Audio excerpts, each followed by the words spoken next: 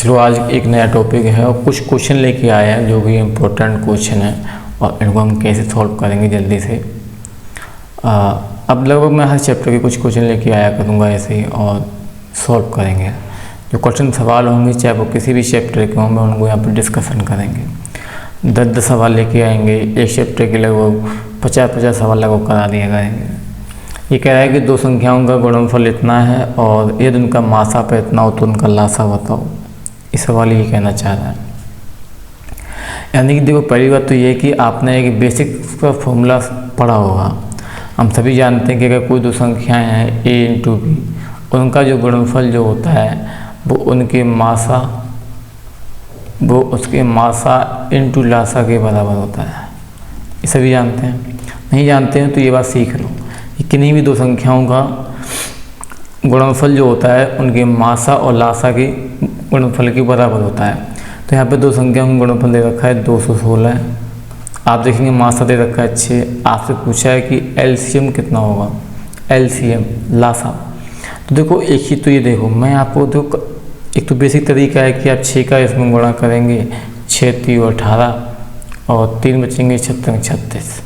तो आपका एलसीएम आ जाएगा 36। ठीक है।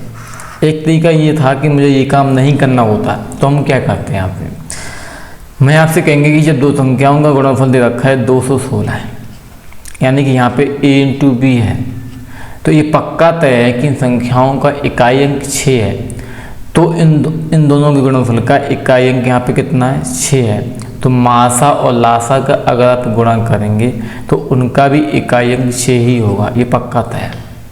तो आप बस ऑप्शन पे जाते, आप देखेंगे यहाँ पे इकाई अंक 2 है, ये ऑप्शन हो ही नहीं सकता था। यहाँ पे 0 है, ये भी नहीं होता। 8 है, 8 भी नहीं होता। कौन सा आंसर आता, 6 आता। हम बगैर सॉल्व करे इसका आंसर दे देता इस सवाल का। और ये एसएससी CISF में आया है, 2010 का सवाल है। ये कह रहा है कि दो संख्याओं का लासापा 1820 है और मासापा 26 है। तो यदि एक संख्या 130 है तो दूसरी बताओ। आसान है, क्योंकि हम जानते हैं कि दो संख्याओं का जो गुणा होता है वो उनके मासा इंटू लासा के बराबर होता है। तो दो संख्याओं का अब यहाँ पे दे रखा है, मासा कितना है 26 है और लासा कितना है, तो आप बोलेंगे 1820 है। आप कहेंगे एक संख्या कितनी है 130 है, तो दूसरी पूछिए बी मान लो। 0 से 0 कट कर दीजिए, 13 से कट करेंगे 2 आ जाएगा और जैसे ही आप करेंगे तो बी बराबर आ जाएगा 182 इंटू 2, 2 दूनी 4, 2 8 16, 2 1 364 आ जाएगा ये आंसर। एक तरीका तो ये था। दूसरा आप डायरेक्ट भी कट कर सकते थे, डायरेक्ट यहीं पे कर सकते थे। 0 से 0 कट कर दो और 13 से ये सीधा सीधा ये कट जाएगा 2 बार और इन दोनों का आप गुणा कर देंगे 364 आ जाएगा। एक तो ये तरीका था, अच्छा था, आप कर सकते हैं। कुछ बेसिक सवाल है, इनको करने में क्या जा रहा है। दो संख्याओं का लासापा 864 है, मासा इतना 144 है। अब देखो क्या करेंगे, आप सीधे 144 से 288 कट कर दो, 2 बार जाएगा और 2 का आप यहाँ से भाग दे दो। 2 चौक 8, 2 3 6, 2 2 4, 432 आया। 432 का आंसर। इसमें कुछ है थोड़ी ना, आप कर देंगे क्लियर। दो संख्याओं का लासापा 520 है, उनका मासा एक संख्या 52 है। कोई दिक्कत नहीं, 52 है तो क्या हुआ, 4 से आप कट करो, 52 कट करो, 13 बार जाएगा। चाहे तो करना भी नहीं था, 52 से 52 कट कर दो, यहाँ पे 10 आ जाएगा। 10 इंटू 4 40। अरे ये क्या आपने लासा लिख लिया, साथ में मासा लिख लिया, बराबर 52 एक संख्या है। दूसरी पूछिए आपसे, तो 52 से ये कट जाएगा 10 बार और 10 इंटू 4 कितना आ जाएगा आपका 40 आ जाएगा। यह बड़ा अच्छा सवाल ये मैं लगा।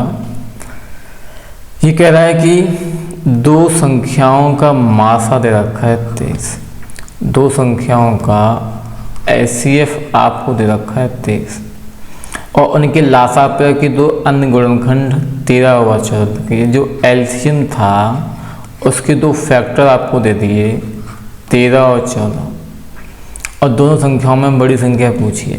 पहली चीज़ कि इनमें कौन सी होगी इनमें संख्या। तो एक बात सोचो, अगर कोई संख्या दे रखी है 23 मासापा और मासापा दोनों संख्याओं में कॉमन होता है, ये पक्का तय है। ठीक है। फिर हम देखते हैं कि अगर एक बार सोचो, अगर लासा दे रखा है 14 का फैक्टर, तो ये पक्का तय है कि वो संख्या कटने वाली होगी, जो इसमें ऑप्शन होगी। अब 14 से अगर कोई संख्या कटती है, इसका मतलब वो 7 से और 2 से भी कटेगी। तो देखो 2 से कटने वाली ना तो ये है और ना तो ये है, क्योंकि इकाई अंक 2 से वही संख्या कटती है जिसका इकाई अंक 2 हो, 4 हो, 6 हो, सम हो। तो यहाँ तो 5 है, ये हो नहीं सकती, ये हो नहीं सकती, ये हो सकती है, ये हो सकती है। फिर आ जाते हैं 7 पे। 7 से भाग देकर देख लो, 7 3 21, यहाँ 6 बचेंगे, 7 से कटेगा नहीं, एक ही बची। अब देखो 7 चौको 28, 7 यहाँ बचेंगे 6, 4 और 7 छक्का 42, इसका आंसर आप चेक कर लेना जाके। अगला देखो, दो संख्याओं का गुणनफल देगा 1280, उनका मासाफा दे रखा है, तो संख्याओं का लासाफा पूछा है। अरे इसमें क्या दिक्कत है, 8 से सीधा सीधा भाग दे दो, 8 एकम 8 और 8 से 48, 0 160 160। अगली संख्या देखो, दो संख्याओं का मासा 15 है, उनका लासाफा इतना है, एक संख्या 60 है, दूसरी बताओ। अरे 15 से सीधा भाग दे दो 4 बार और 4 से दे दो 300 में कितना आएगा 75, या ऐसे ही मान लो ये इसका 4 गुना हो रहा है, इसका 4 गुना हो रहा है, तो फिर ये लासा भी तो किसी का 4 गुना होगा, तो 75 का 4 गुना होगा। अरे ये मैंने ऐसे कर दिया, मासा ये लिख दिया, लासा ये लिख लिया, एक संख्या 60 ये दूसरी पूछी आपसे, तो मैं ये कह रहा हूँ ये इसका 4 गुना है, तो ये भी तो 4 गुना होगा इधर, क्योंकि पक्का तय है। या ऐसे मान लो कि जो रेशियो यहाँ पे होगा 15 से आपस में काट लो, 1 20 है, देखेंगे आप ये फैक्ट इस चीज़ का, क्योंकि इन दोनों का मल्टीप्लिकेशन इन दोनों की मल्टीप्लिकेशन के बराबर